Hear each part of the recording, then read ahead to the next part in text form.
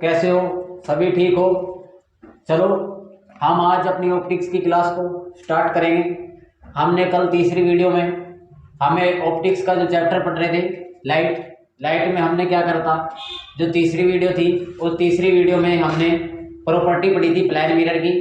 आज हम plane mirror से संबंधित क्वेश्चन पढ़ेंगे। जितने भी रिलेटेड क्वेश्चन हैं वे क्वेश्चन हमें क्या करने हैं, पढ़ने हैं। किससे? प्लेन मिरर से। Plane mirror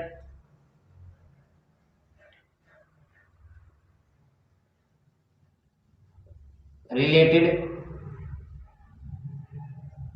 question.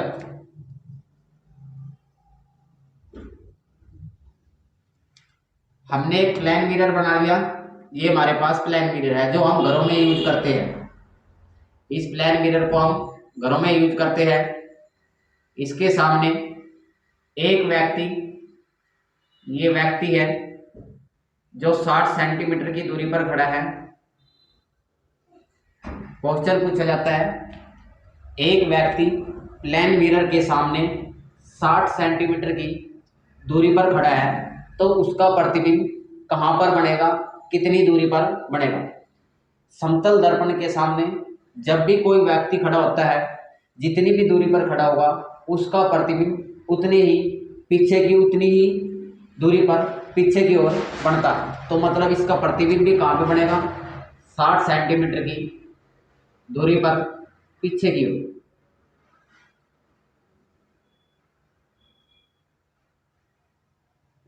फिर इसमें क्वेश्चन पूछा जाता है, एक व्यक्ति समतल दर्पण के सामने 60 सेंटीमीटर की दूरी पर खड़ा है, तो उस व्यक्ति और उसके प्रतिबिंब के बीच की दूरी ज्ञात कीजिए। तो व्यक्ति तो 60 सेंटीमीटर की दूरी पर खड़ा है, उसका प्रतिबिंब भी कितनी दूरी पर बनेगा? 60 सेंटीमीटर की दूरी पर। तो टोटल दूरी कितनी होगी यहाँ से यहाँ तक की? ये भी 60 होगी, ये भी कितनी होगी? 60। तो टोटल दूरी कितनी होगी?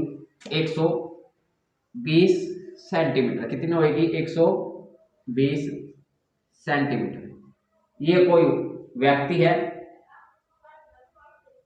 ये इसका प्रतिबिंब है, ये प्रतिबिंब है इसका।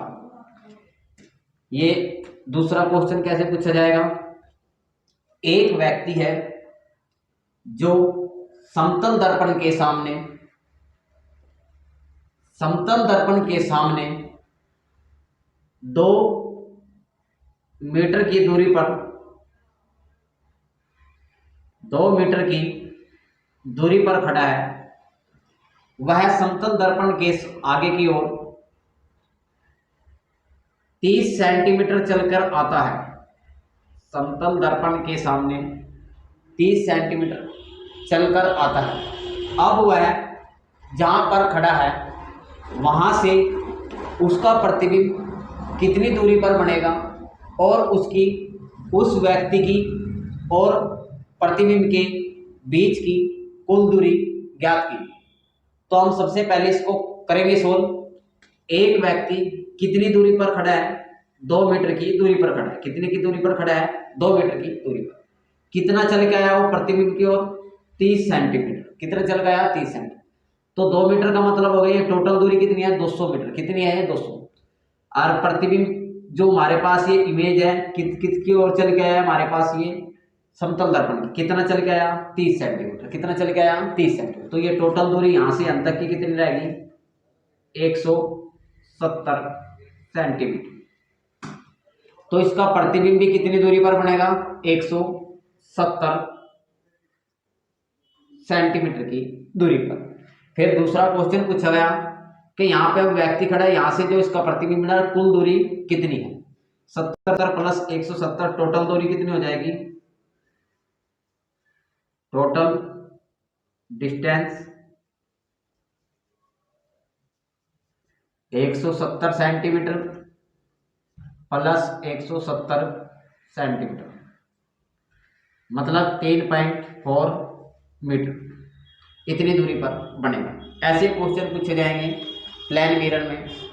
और दूसरा और क्वेश्चन पूछता है इसी में कि कोई व्यक्ति प्लेन मिरर के सामने, ये प्लेन मिरर है, इस प्लेन मिरर के सामने एक व्यक्ति h हाइट का खड़ा है, प्लेन मिरर के सामने एक व्यक्ति जिसकी हाइट h है, तो उसका प्रतिबिंब किस हाइट का बनेगा?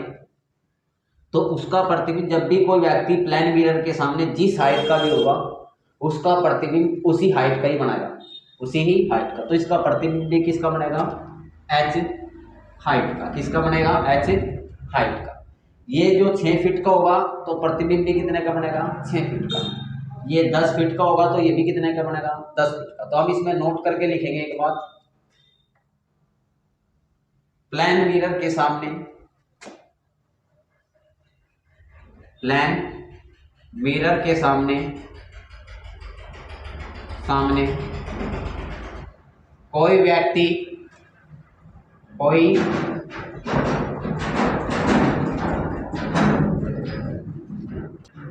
जिस दूरी पर खड़ा होगा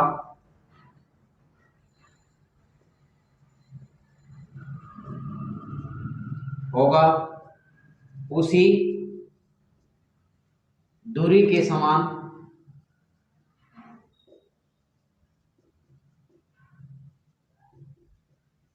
उसका प्रतिबिंब बनेगा।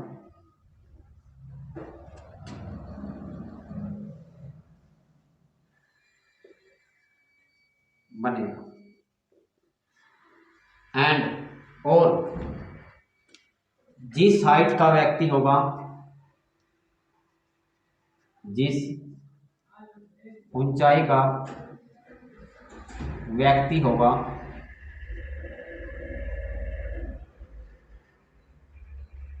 उसी ऊंचाई का उसका प्रतिबिंब बनेगा। प्रतिबिंब बनेगा। कोई भी प्लेन मिरर है, प्लेन मिरर के सामने कोई व्यक्ति जितनी दूरी पर खड़ा है उसका प्रतिबिंब भी उतनी ही दूरी पर बनेगा। जिस हाइट का होगा उतनी हाइट का उसका प्रतिबिंब बनेगा। ये प्लेन मिरर की खासियत है। ये क्या है? प्लेन मिरर की खासियत। इसलिए हम इसे किसमें यूज करते हैं? अपने घरों में प्लेन मिरर को यूज करते हैं। अब हम इससे आगे चलेंगे। प्लेन मिरर से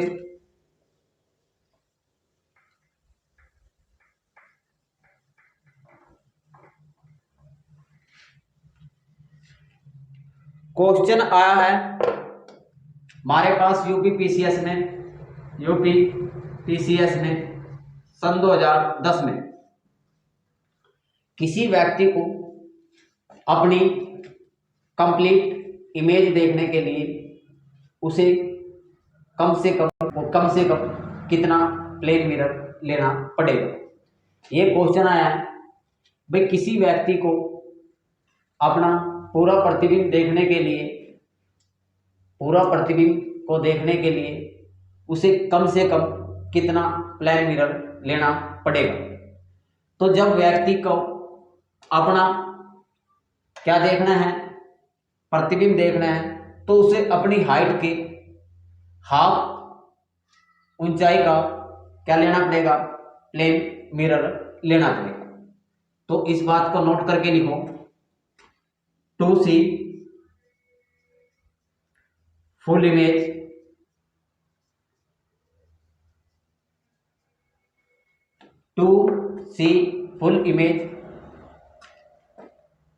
the minimum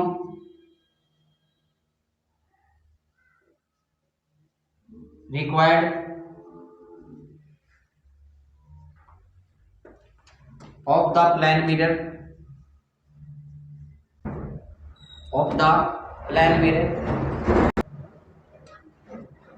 are half height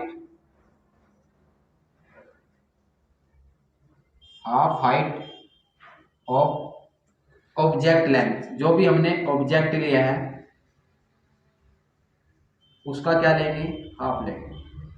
जैसे ये प्लेन मिरर में है, जो इसको अपनी, ये व्यक्ति है, इस व्यक्ति को, ये व्यक्ति 6 फुट है, 6 फुट लंबा है, इसको अपना पूरा प्रतिबिंब देखने के लिए कम से कम अपनी हाइट का हाफ प्लेन मिरर लेना पड़ेगा। तो इसकी हाइट कितनी है, 6 फीट है, तो इसकी हाफ कितनी हो जाएगी, 3 फीट। 3 फीट का प्लेन मिरर लेना पड़ेगा, जब ये अपनी पूरा क्या होगा, प्रतिबिंब देख सकता है। हमें कोई वस्तु कब दिखाई देती है, जब लाइट उस वस्तु पर पड़ती है। जब लाइट उस वस्तु पर पड़ेगी, वो लाइट उस वस्तु से टकरा के हमारी आंख पर आती है, तब हमें वह वस्तु क्या करती है, दिखाई देती है। जैसे ये व्यक्ति है, इस व्यक्ति का ये प्रतिबिंब है, ठीक है, इस व्यक्ति का प्रतिबिंब। ये इस व्यक्ति की आई है, यहाँ पे इस आई पे क्या होगा, एक तो इसके पैर से, इसके आंख पे लाइट पड़ेगी, एक इसके सिर से पैर।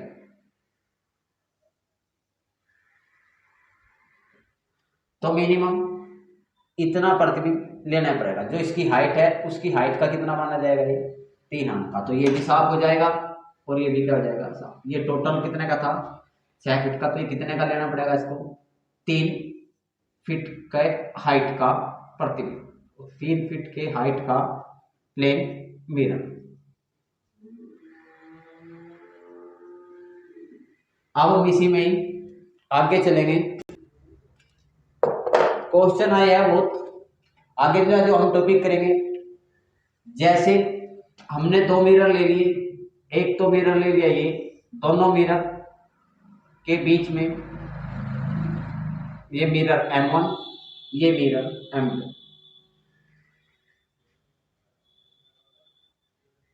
दोनों मिरर के बीच में 90 डिग्री का एंगल, दोनों के मिरर के बीच में 90 डिग्री का एंगल।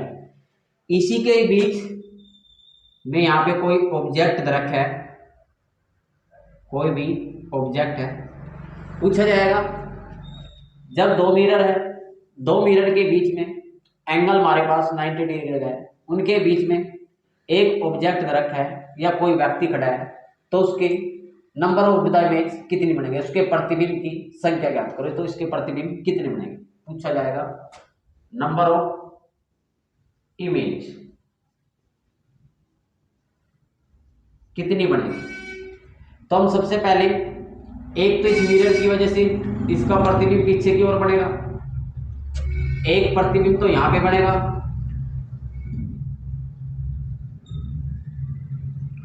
एक प्रतिबिंब यहां पे बनेगा, एक प्रतिबिंब इसका पीछे की ओर, दोनों जहां पे दोनों मिल रहे होंगे वहां पे बनेगा। तो नंबर ऑफ द इमेज कितनी बनेगी, 3। जब 2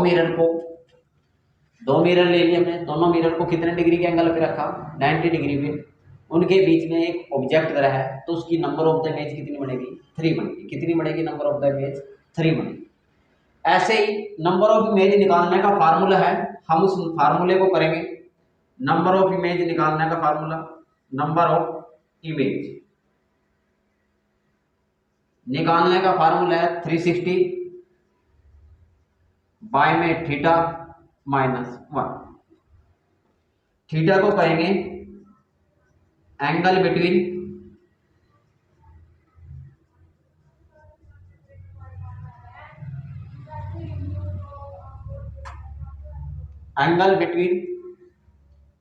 टू मिरर,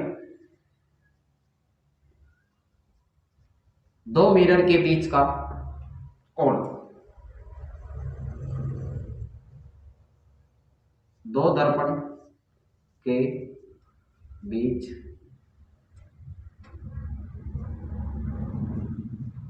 का कोण। जैसे कितने डिग्री का दिया हमारे पास, 90 डिग्री का। तो नंबर ऑफ इमेज निकालने का फार्मूला 360 अपॉन में 90 डिग्री -1, 1 0 से ये 4 कितना आ जाएगी, 3। तो नंबर ऑफ इमेज कितनी बनेगी, 3। उसी के बाद एक क्वेश्चन हो रहा है, 2 मिरर है, 2 मिरर के बीच में एंगल हमको गिवन है एंगल कितना दे रखा है 60 डिग्री, कितने का दे रखा है 60 डिग्री। तो क्वेश्चन पूछेगा नंबर ऑफ द इमेज बताओ, नंबर ऑफ इमेज। ये भी पेपर में आया हुआ है यूपी पीसीएस में सन 2013 में यूपी पीसीएस में आया। 2 मिरर है, 2 मिरर के बीच हमारे पास जो एंगल है वो कितने का दे रखा है 60 डिग्री। क्वेश्चन क्या पूछा गया, नंबर ऑफ द इमेज बताइए, नंबर ऑफ द इमेज। तो हम इसमें क्या करेंगे, फार्मूला लगा लेंगे, फार्मूले से क्या कर लेंगे, इसको सोल्व कर लेंगे। नंबर ऑफ इमेज निकालने का फार्मूला क्या है, number of image. Number of image निकालने का 360 अपॉन में 60 माइनस 1, 1 0 से 1 0 ये हो गया 6, 1 गया तो कितनी बनेगी नंबर ऑफ इमेज 5। कितनी बनेगी नंबर ऑफ द इमेज 5। अब हम इसी में ही आगे चलेंगे।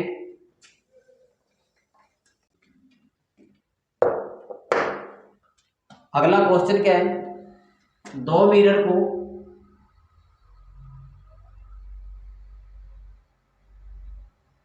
ये 2 मिरर है एक दूसरे के पैरेलल ड्रा कर लिया, पैरेलल ले लिए या एक दूसरे के क्या ले लिए अपोजिट। इसके बीच में कोई ऑब्जेक्ट धरा है, ये ऑब्जेक्ट है,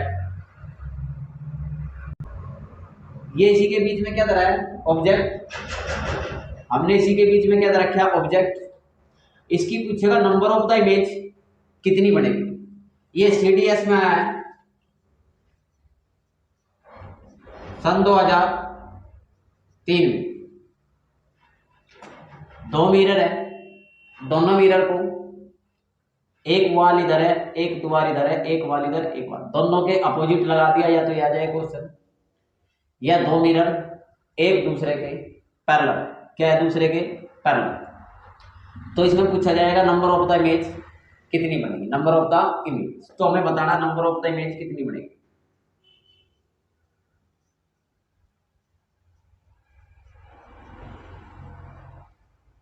हमें पता है जब ये दोनों मिरर एक दूसरे के पैरेलल है, जब ये दोनों पैरेलल है तो इनके बीच में एंगल क्या बनेगा 0 डिग्री। क्या बनेगा इनके बीच में एंगल 0 डिग्री। अब ये 2 मिरर है हमारे पास, ये 2 मिरर है, ये एक दूसरे के पैरेलल है, पैरेलल है तो मतलब इनके बीच में एंगल कितने का है 0 डिग्री। जैसे जैसे एक मिरर को खोल लेंगे दूसरे मिरर से तो एंगल हमारे पास कुछ ना कुछ बनता रहेगा, एंगल बनता रहेगा।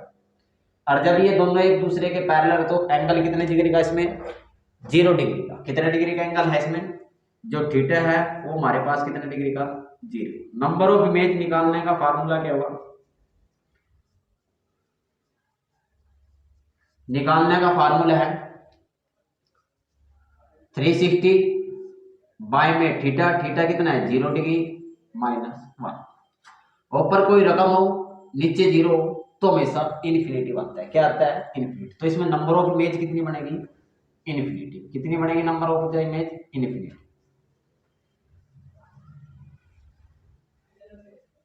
तो नंबर ऑफ इमेज क्या बनेगी इसमें इन्फिनिटी। ये क्वेश्चन पूछा गया है। अब हम इसी में और केस पढ़ेंगे। ये क्वेश्चन हमारा क्लियर हो चुका है।